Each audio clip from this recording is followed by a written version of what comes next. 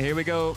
Junior men's downhill final. 7th round of the UCI Downhill World Cup at the Whoop UCI Mountain Bike World Series in Leger, the Haute-Savoie. 11 degrees Celsius. That feels optimistic from in here. It has belted rain all morning long. Cloud covering most of the track up there. We can see out of our commentary booth window. So big drama. Lots of offs, lots of crashes, both yesterday and this morning already. Tyler Waite will get us underway. The big Kiwi. He had a mistake yesterday. It was really good. He was able to minimize that and put it through to the final with no protected riders.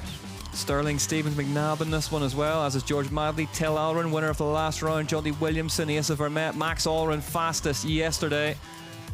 How's Asa feeling ahead of this one? You know, he's not as confident in mud conditions. Where he's from in Colorado, he rides dust. So the only time he rides this is at a race. So maybe not as confident as some of the other guys, but he was looking really good out there this morning and positive. Yep, the same man's not scared, is he? As we get ready for Tyler Waite. And Tyler Waite, the win is coming. We say it every week, don't we, for the New Zealand national champion? He's so consistent. I expect this run from him to sit in the hot seat until the last couple guys. Yeah, I hope there's a big warm jacket down there for him, because he might need it if the form guide proves accurate. Here comes Tyler Waite, and we are off and racing. The Junior Men's UCI Downhill World Cup in Leger. And look at the visibility up top, Nico. That section's so fast as well, so difficult to see. Yeah, I mean, not just the mud on the ground, but the fog. As you can see, you're going so fast that you can't really see what's coming in front of you. And you can see how hard Waite's trying to pump the bike through there and move across it. So it's quite a flat section. You try to work the ground and get as much out of it as you can. First time I saw Tyler ride was at Crankworks in Rotorua, and this wood section reminds me a lot of that. It's a pine needle forest with soft, loamy dirt, so I think he'll feel right at home in this sort of section. Here we go then, Tyler Waite for Yeti Fox Racing. 36.3 at the first split is our first marker. And there are some changes up there, Nico, to, we just see him getting bobbled slightly and on clips. Yeah, he rode through that really well. I mean, that small unclip was minimal. He carried good exit speed. Really tidy through this section too. It's a tough off camber. If you get pushed low, you get hung up in the trees. Opting to go outside in this turn. This section yesterday, that Q1 session, Loic Bruni was absolutely superb through there. I really think that sector 2 is where we're going to see the most time made or lost in the race today. Tyler Waite down and through. You can see all the roots coming out. That one there is a really long, deep rut, probably the deepest on the track. So if they can get that, it carries them all the way past the lake here. It's a crucial section of the track. You can get a quick breath here before it drops back in again and it heads into the really steep stuff here in Leger. See, he got high of the line there. That was really nice. It looks like he's got good grip considering the conditions. And you can hear the noise starting to build as well as he heads towards the lower half of the track. And a lot of the fans have populated these two big corners. That was an interesting inside there. I didn't think we'd see as much line choice, but that was a really good inside from Tyler. He hit it well. We've come to expect that a bit from Tyler Waite, haven't we? He always has a couple of things up his sleeve mid-race run. You can see all that water splashing off the front wheel, hitting him in the face. Oh, there again. It's tough to put that stuff behind you, and there's no place to take a tear off, take a roll off. So he's got to just squint vision and send it. And we can see as well a bit of a peak extension on the helmet as well to catch falling mud from the front wheel. Yeah, that's often either a peak extension or even a goggle lens they tape onto the end of the visor that they can tilt their head down and block some of the mud that's flying off the front wheel so they don't run into it. Making good progress here. 244.3 at the third split for Tyler Waite. Just slides out slightly. Yeah, slight bobble there in that left turn, but all things considered, this is a really solid run. Tyler Waite, big talent. It's just that he's in there with three other absolutely colossal talents, isn't he? In the Alran twins and Asa. Sure, but he's second in the overall. He's been so consistent this year. I want to say he's been on most of the podiums, if not all. Yep, he has. Having a good year, Tyler Waite. And yet, Fox, they can find them, can't they? They always have these fast riders from the Southern Hemisphere, New Zealand and Australia. They tend to be large people as well. I can remember some powerhouses riding for that team over the years. Yeah, some big units. Oh, Tyler Waite just gets punched out of lap. Rut manages to hold it. It's so off camber across there. That shot doesn't really pay it justice. So by the end of the day, ruts like that are going to get just deeper and deeper and more of a hook to him. You saw he compressed in it and got deflected out. More guys do the same thing, the further that rut's going to get pushed back by the end of this race. Tyler Waite rounds the brand new wall ride. Heads across the line to give us our benchmark time of a 4:07. I think that's a solid time considering these conditions. Isn't it? It's really hard to tell because we haven't seen anybody else race yet, but that's, given these conditions, really good. As we see Hudson Tarling leaving the start hub, the Australian. And we rejoin his run live. Tarling. See so many riders from the Southern Hemisphere making it over to race the Junior World Cup this season. Yeah, big. It's funny, isn't it, the Junior World Cup? There's some seasons where there's a towering talent that sort of dominates the whole landscape, and there's other seasons where it feels like it's a real sort of Top Gun Academy, and this season, definitely talent up and down this start list in front of me. 7.8 seconds back at the third split for Tarling. Manages to get round there even though both his feet are off. No gloves, wipes the hand. You won't find a clean surface on there.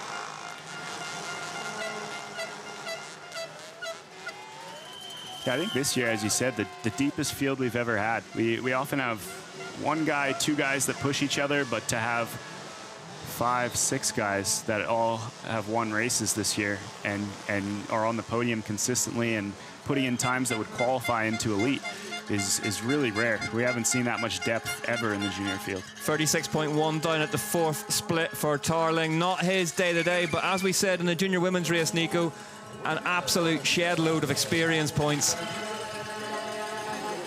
Goes low on that wall ride, not trusting the higher portion of it. Tarling crossed the line in second, 42.1 seconds back on Tyler Waite. So fastest time of the day yesterday, a 3:58.1 from Remy Therion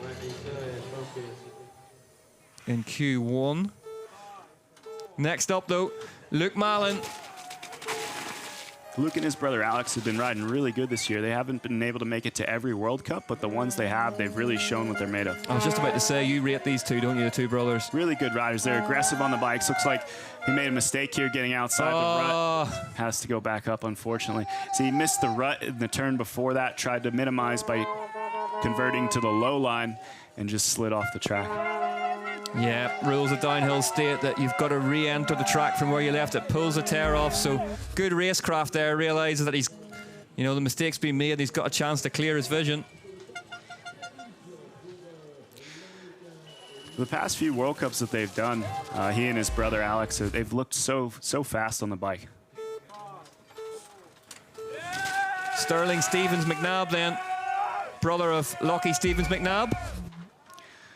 Not afraid to send it. I'm going to go out on a limb there and make a presumption. These boys have a specific riding style. That's very, very politically put. They absolutely threw it all at the wall. See what sticks. He's looking really good through these last jumps. One of the first ones we saw clear that. I think he's a former BMX rider. At least his brother Lockie is, so he'll be fast across that bottom section. Here comes Sterling Stevens McNabb. Cross the line, goes into second place, 16.4. Smile on his face. He's stoked. Lucas De Dora up next on that framework bike. Lucas is back from an injury in La Tuile. He crashed pretty hard there, had to miss the next race in Andorra and take a few weeks off, but he's looked really solid this weekend. Really good on the ruts. Look at his times. Yeah, too. he's right 1.5 seconds back at the fourth split, so it's on here for Dodora if he can get through these jumps. Come on, Lucas. Having an absolutely stellar run here, Dodora. We've joined it down at the bottom of it. Can Lucas Dodora get this to the line? Not only in the top 3, but into the hot seat. Here comes Dodora on the framework bike. Really nicely done round the wall ride. Crossing the line, goes second, 3.6 seconds back, so really good. Performance of the season so far, you have to say, from Dodora. That was awesome. I wasn't sure what to expect from him this year. After missing those, or this round, missing that last race and taking some time off, but he's recovered awesome. There is the gym time paying off as well. As you see Cooper Northey now, the Australian, heading out on track. Cooper's one of the fast guys in practice, often testing the limits of the track. Absolutely pinning it through the top half of this track in Leger so far, Northey.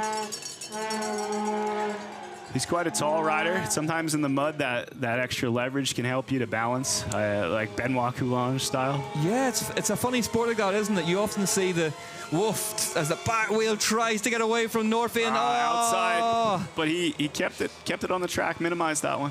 And you can just see the ripple effect of one mistake in the mud. It adds up, doesn't it? It gets you eventually. It does, and more than getting you eventually, it takes time to recover from. The dirt rolls so slowly that it's hard to get it back up to speed. Oh, Northey looked at the pad and hit the pad. Did a good job of keeping his hands off the ground with that one. Back up the top for a rider you know well, Benny Duval. Yeah, Benny out of Whistler, BC. They got some experience at the Crankworks 1199 track. Oh, no. Has he just gone outside the track there, looking like it? If he's having to head back up yet, has taken a pole out. Yeah, he's going to have to... Man, this is really cost him. You can see he's trying to do the right thing here, but having to go around the pole and then push back to the B line, it's like, man, that's 20 seconds right there. Here we go. This is how it happens. Yeah, just got too high out of the berm. Photographer sent scampering. That berm is just a slick clay berm. You're compressing into it and sliding out of it. Man, it's a bummer for Benny. Brutal. Casper Hickman up next for Cube. These Cube boys have been looking really good this weekend. Yeah, he's a rider I really, really rate. Casper Hickman always seems to have a good balance of aggression and consistency, and another big rider as well. Sure, and a similar style to his teammate Max Hartenstern, who was second faster time here yesterday. Second faster here for the Big Fin. It's down to 200ths. No, excuse me, sorry, it's back to a second at 4. Bit of a delay on the graphic, 51 kilometers an hour through there. Man, compressing out of that rut with 1 foot on, that looks pretty gnarly. I can tell you their heart rate's at the absolute max right now while they're trying to do that. Mud races are even tougher.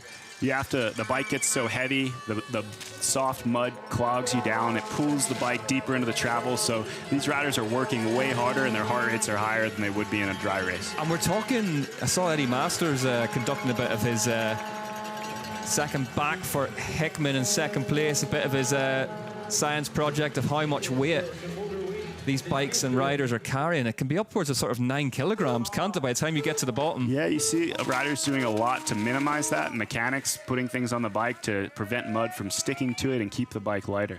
Nathan Dewell-Wilson leaves the start hop. Young British hopeful. Quite a few Brits making the final. It's really good to see. I imagine conditions like this being good for most GB riders. This is familiar. Let's put it that way. This is familiar circumstances. It's like a beautiful summer day. Yeah, exactly. I mean, God alone knows what Oisin O'Callaghan and Ronan Dunn are going to conjure up the Irish riders later on this afternoon. Oisin out in practice most of the day on dry tyres as well. Yeah, I can remember over the years racing against the British guys would always be on top in conditions like this. Yeah, it's muscle memory. Nathan Dewell-Wilson, 37 seconds back in ninth spot, currently. Smoothly over the river gap there. That's a tough one as we've seen so far today.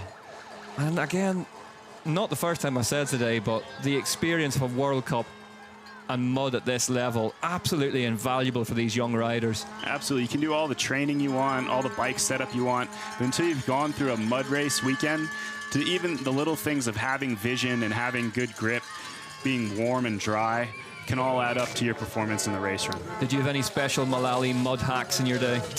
Nothing crazy. I mean, I would always keep the goggles in a plastic bag so they were clear and dry at the top.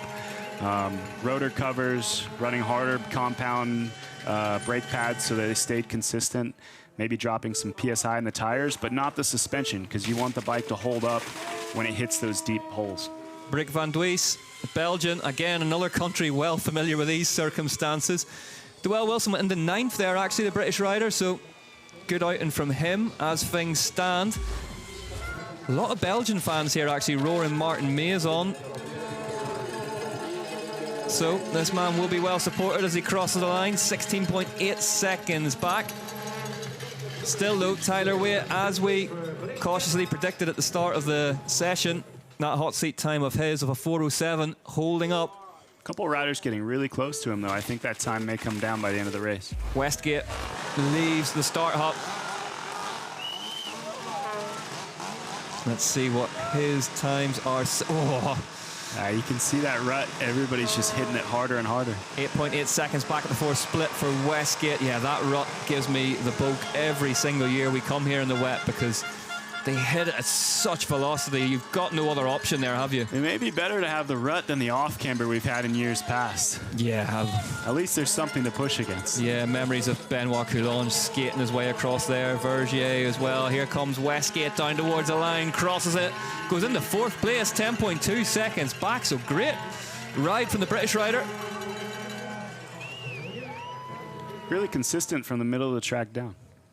Bodie Burke for Commensal, Schwalbe by Lesor. Another team we mentioned, Yeti Fox always finding young talent. The Ravenels have a good history of it themselves on that squad.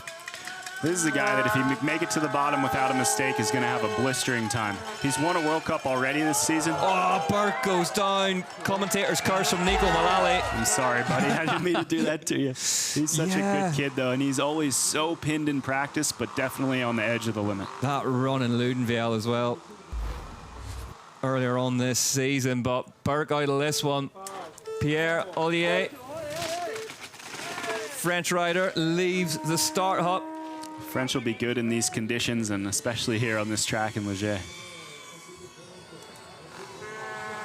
I imagine the French Cup Series is pretty competitive and shapes a lot of these riders, has races that are similar conditions to this that these guys can gain experience in. Yeah, you definitely see, especially in the junior ranks, the health of a national series, can't you?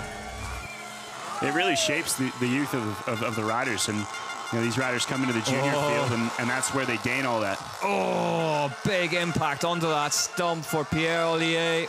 Went for that really, really tight inside left. Nico, talk us through this one. Yeah, he just went for the high line, and as he compressed back onto the bench, just slid out, and it looked like he hit the bank there, hit the shelf of the bench.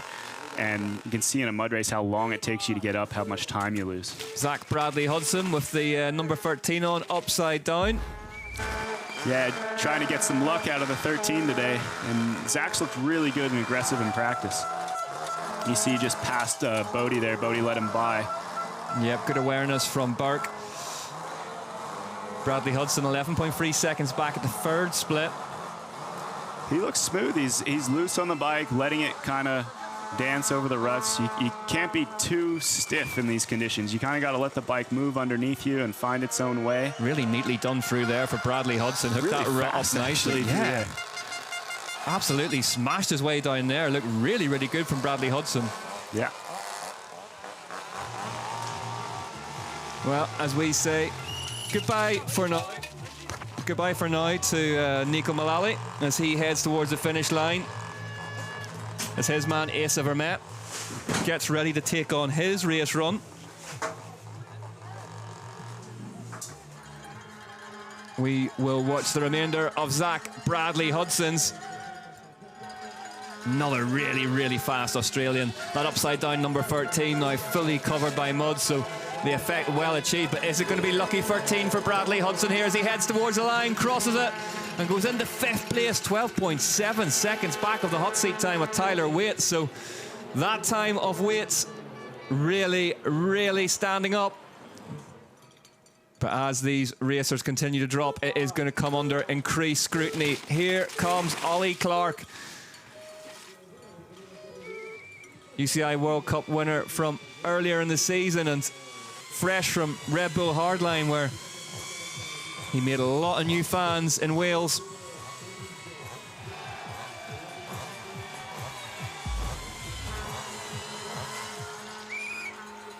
Ollie Clark on the zero bike. First belt drive we've seen so far today.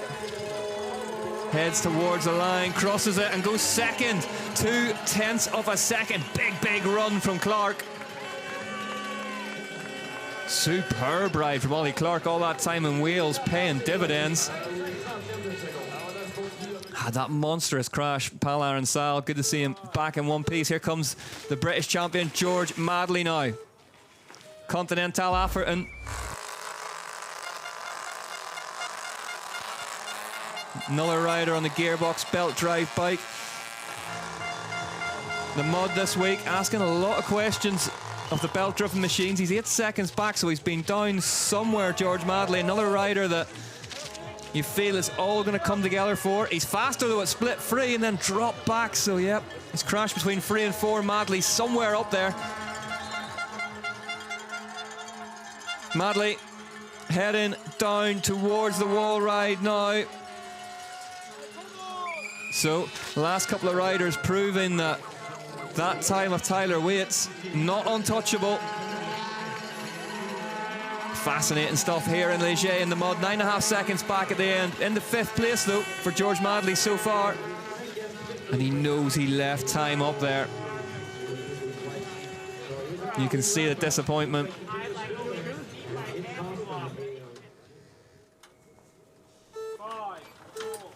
Four to go. Till Alran got that win last time out. Palar and Salandora. Alran, one of, if not the biggest talents in this stable. But he's back by 2.8 seconds on that time of Tyler Waite. Oh, bike just skates away through that right-hander on him. Alran still charging though, still pushes on, still smooth. Talk to any of the cognoscenti of the French downhill community and they rate this man as highly as the likes of a young Pierron or Vergier. It was his brother who was the fastest qualifier yesterday though. Jonty Williamson next up. Then it's that man Asa Vermette. And then the other Alran, Max.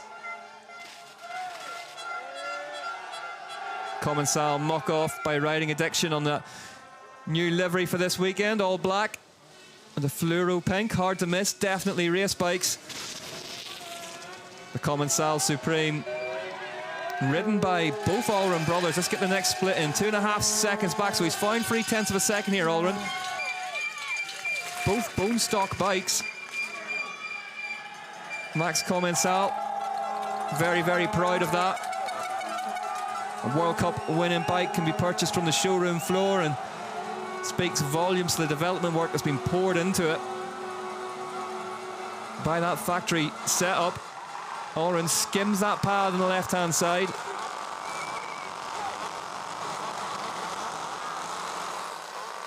Through the right-hander now that has taken out so many big names over the years. Like, it's absolutely nothing till Alran gets crossed up. Gets the bike back in line again, heads towards this wickedly fast left-hand rut, then across the final gap. Just the jump section on the wall ride now between Till Alran. And is it going to be the podium? He's currently in 6th as it stands, but he was absolutely superb through that last split. Till Alran can hear the finish line at this point. Hops up onto the wall ride, swings right, Till Alran down the line, crosses it, and goes second by 0.2 of a second. Till Alran was absolutely superb in the lower part of that track. The smile beginning to spread on the face of Tyler Waite. He knows he's dodged a big bullet there, but it's his teammate who's next in the start hut, Jonty Williamson for Yeti Fox.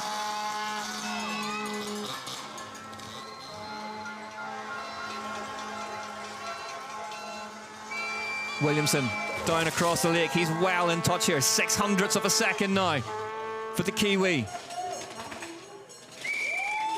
He's up 1.9 seconds faster than his teammate at this point. Plenty more of Leger in front of him, but for the time being, Jonty Williamson leads here in France. Top 5 currently Waite, Alran, Clark, Hickman, Dodora.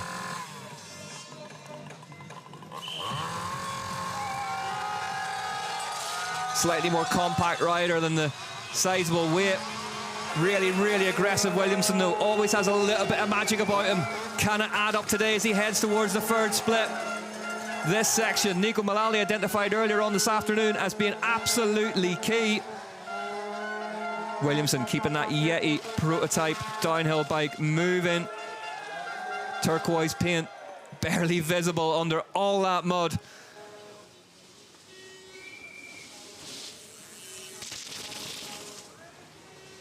Out through one of the faster sections, a brief chance to give the hands a break. 3.4 seconds faster here from Jonty Williamson on a run in Leger. Fastest sector times go to Clark, Williamson, Williamson, Clark, away, all New Zealand. Oh, Williamson goes down, loses the front end. 3.4 seconds up at the last split, and Jonty Williamson's in trouble here. Watch the front wheel.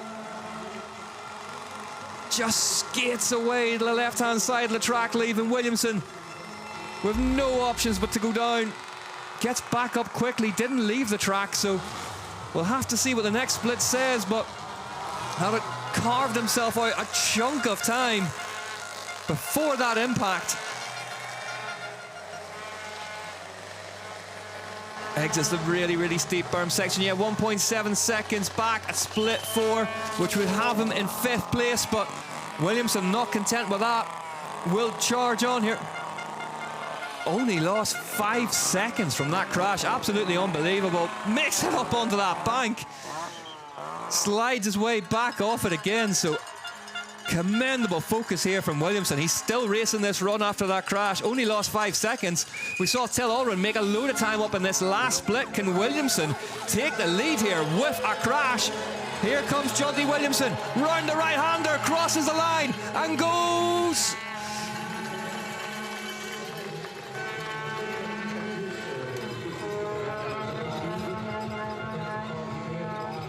Williamson, we wait for the time.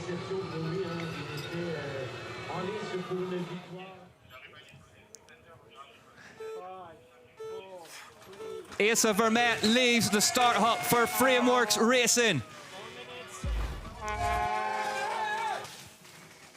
Asa Vermette for Frameworks in the all-white of the UCI World Champion.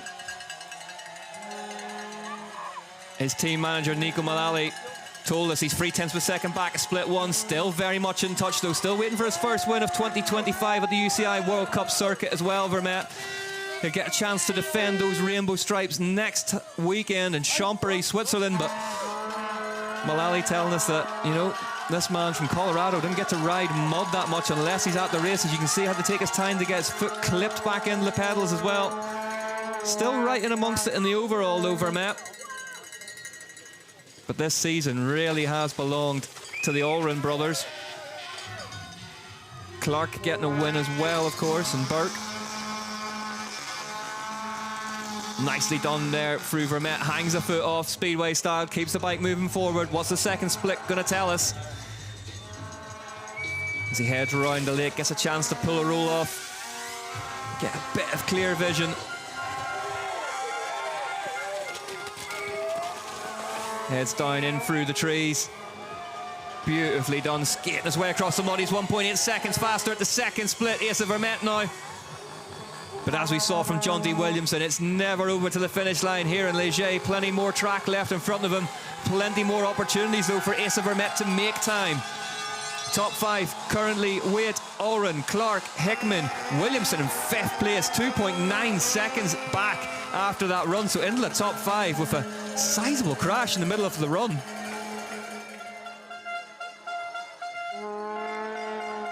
Vermette pulls across that little gap, just bobbles it into the rut, just fighting the whole way to go. 1 to go at the top. Max Alran will be licking his lips ahead of this one. But where is Asa Vermette going to be when all is said and told at the end of this run here in Leger? Oh, Vermette pushed wide, manages to hold it. 3.5 seconds faster at the third split. Asa Vermette, is this going to be his first win of the season?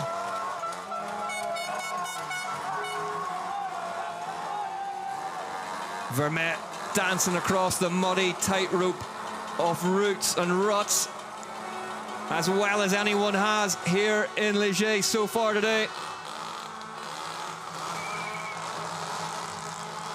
Goes low, doesn't go for the high line. Into this right-hander, needs to stay upright here. Does so really, really nicely. Uses every single inch of that corner. Vermette through the left-hander now, stands on the pedals, 6 seconds faster for Asa Vermette here in Léger. At split 4, just 1 to go. Heads across the gap jump. Asa Vermette just has a jump line and a wall ride to go now.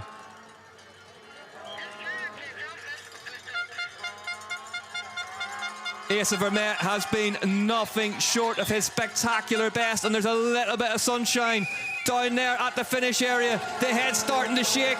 This has been maximum attack from Asa Vermette. Is it going to be his first race win of 2025? Vermette crosses the line, goes 6.8 seconds faster than the time of Tyler Waite, who grimaces with applause. Asa Vermette, take a bow. The man who spends all his time riding the high-altitude dust of Colorado has just put a run down in the mud of France. Look at that, both wheels of that framework's tracking beautifully around the berm. Asa Vermette moves into the hot seat with 1 rider left to go, and it is this man, the man who leads the UCI Downhill World Cup for the junior men. Max Alran leaves the start hut at his home race in Léger.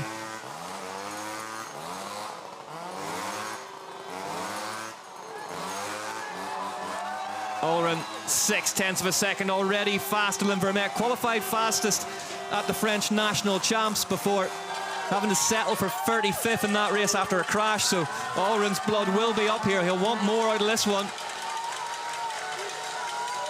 2 wins to his name. Same venues, Loic Bruni, Sterk Bike Park in Bielsko-Biała, Poland. And Pal Aaron Sal Andorra at the last round. What's the second split going to tell us for Max Alran?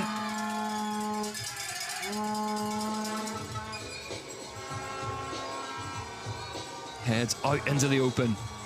Gets a chance to take a breath. And then we'll plunge straight back into the woods. In through the woods, dancing across the routes. 3.5 seconds faster at the second split for Max Alran. This is looking good for Max Alran, just as it did for Asa Vermette, and I'll give him the same caveat. There's a lot of track left in front of him, but that is superbly quick, even by Max Alran standards. Detonates the 1 bit of dry track left up there. Alran with the big number 1, the green jersey on his back. Oh, crosses up beautifully across that little gap. Vermette bubbled through there, so this is looking faster for Alran. You can hear the French crowd roaring on, one of their own. 4.7 seconds faster. Max Alran is on the move here. A reminder, fastest elite qualifying time from yesterday. Remy Thirion with a 3:58.1 won that session. Jackson Goldstone going very, very fast in Q2 as well. 4.7 seconds at the third split for Max Alran. Really, really neatly done through all the apex markers. Heads into this really, really steep berm section now. Goes for the outside line on the way into it. Sun finally makes an appearance here in Léger. All of a sudden it's brightening up for these last 2 riders. Skates his way beautifully around that left-hander. 5.7 seconds. He's found another second here, Alran. Whoa, misses that rut out altogether. Absolutely beautiful. High-risk riding from Max Alran. Is this going to be his 3rd win of the season? Gets that hop across the bank we saw Jonty Williamson go for. Alran still risking it all really, really late in this run, and he'll know it's going well as well. Gets through the jump section. Stands on the pedals. Here comes Max Alran, just a wall ride to go. Is it going to be his 3rd win of the season? Here comes the Frenchman at home in France. Max Alran takes the win. Asa Vermette left to applaud, and look on. 4 seconds faster, 3:56.1, 2 seconds faster than yesterday's elite qualifying time of Remy Thirion, the man who won the Q1 session. Nearly 11 seconds faster than the rider in third place, Tyler Waite, who was on that hot seat on the podium for the entire race. Waite, Max Alran of Commensal Muck-Off by Riding Addiction puts down one of the runs of the weekend. And in terms of talent, being able to deliver that caliber of performance right where it matters at his age speaks to why he is so highly rated in this sport. One of the runs of the weekend comfortably.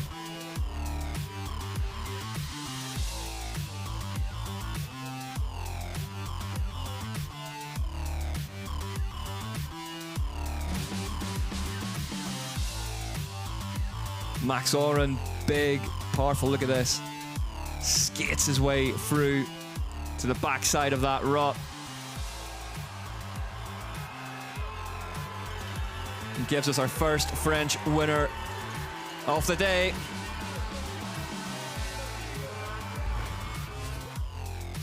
And that one will be well celebrated, trust me. Max Alran, Asa Vermette, Tyler Waite, your top three, covered by 10.9 seconds. Then it was Till Alran, Ollie Clark, Hickman, Williamson, Didora, Madley, Westgate. Top 10 for the British rider. Bradley Hudson, Stevens McNabb, Van Doys, Norfey, Deval, Malin, Ollier, Tarling. Bodieberg rounding out the top 20 after a crash. Max Alran answering his brother's win from earlier in the season nicely. Yep, he is down there with our very own Alice Wood. Let's hear from Max Alran of Commensal Muck-Off by Riding Addiction now.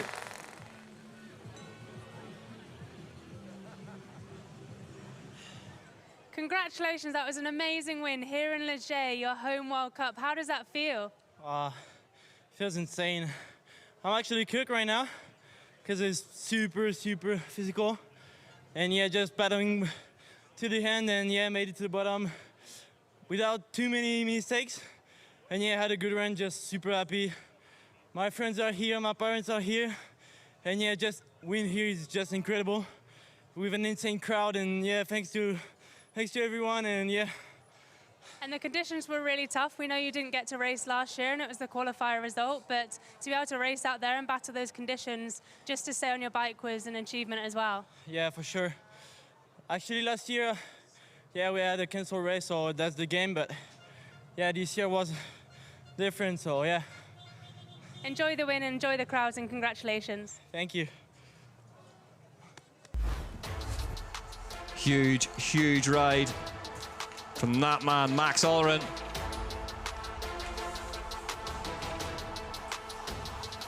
In front of friends and family alike.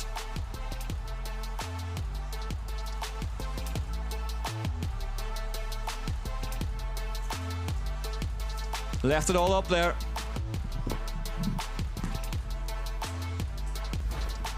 And set one of the fastest times of the weekend.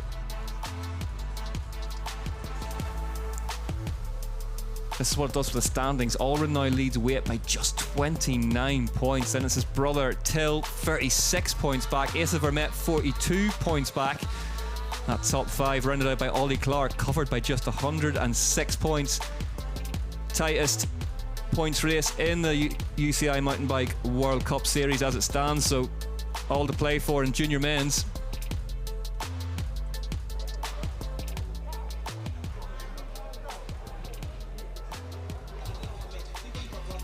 Next up, elite women's racing.